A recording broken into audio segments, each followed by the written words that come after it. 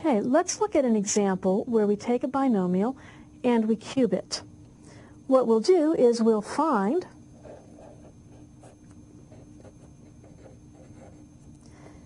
x plus 3y, the whole quantity, cubed.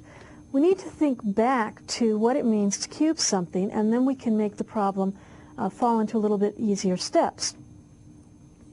If we remember, x plus 3y cubed means we have an x plus 3y times an x plus 3y times an x plus 3y. Well, we can just deal with this one little part at a time. And what I'm going to do is first take this piece where we're squaring the binomial. So I'll just bring along the first factor, x plus 3y, so that we don't forget it. And look at x plus 3y squared. Now I've rewritten it as squared so that we can use one of our patterns. If you remember, our special multiplication pattern for squaring a binomial, if we have a binomial, I'll just write this on the side, x plus y, and we square it, that's going to work out to be x squared plus 2xy plus y squared. Now our pattern is given to us with x and y, and that's a little bit awkward when we have a problem that also has x and y. But again, using a different colored pencil will be helpful to you here. In applying this pattern, we'll say, okay, my first term in the binomial is going to stand for the x in my pattern. So the x is just going to stand for x in this case. And my second one goes with the y, so the 3y will be treated like the y in the simpler problem. And we'll just use our pattern and fit these into it to find our answer. So we'll keep bringing along this first x plus 3y.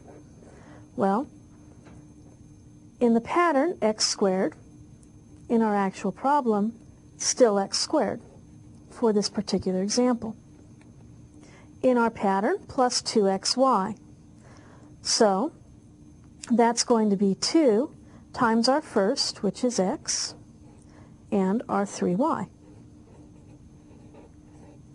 And then the last piece, we take the y in our pattern and we square it. So that corresponds to the 3y in our actual problem, so we'll need to square that. We'll take 3y and square it. Now, we're going to do a little bit of work inside this set of parentheses and clean this up. Again, not forgetting our x plus 3y. Oops, fix that. We have x squared. There's nothing more we can do with that at the moment. 2 times 3 will give us a 6 xy. And then 3y squared is going to be a 9 times a y squared. Now, this is looking pretty familiar at this point.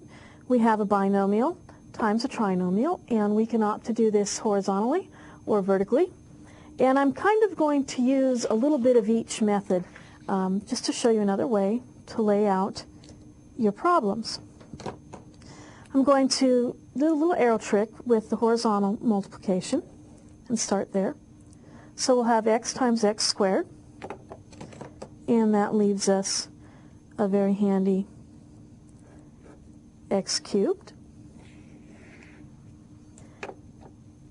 Then we'll have x times the 6xy, so plus 6x squared y. Again, x times the 9y squared. We'll have plus 9xy squared.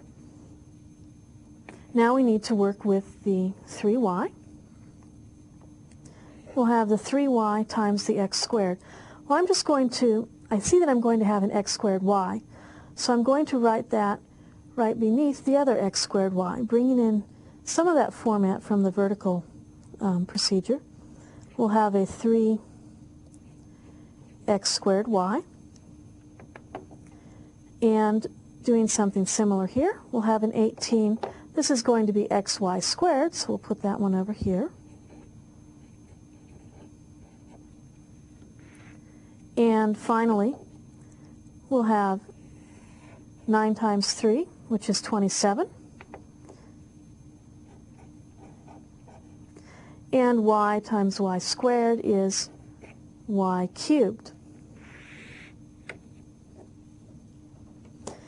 Now, we simply have to add all of these up, and we see that everything is lined up already as far as having similar terms right next to each other.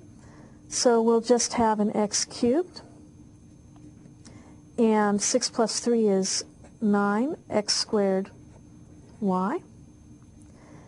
9 plus 18, well, let's see, 9 and 8 is 17, carry the 1, we'll have a 27, xy squared, and our last term, 27, y cubed. And this is the final answer to our original problem. And that's the end of this segment.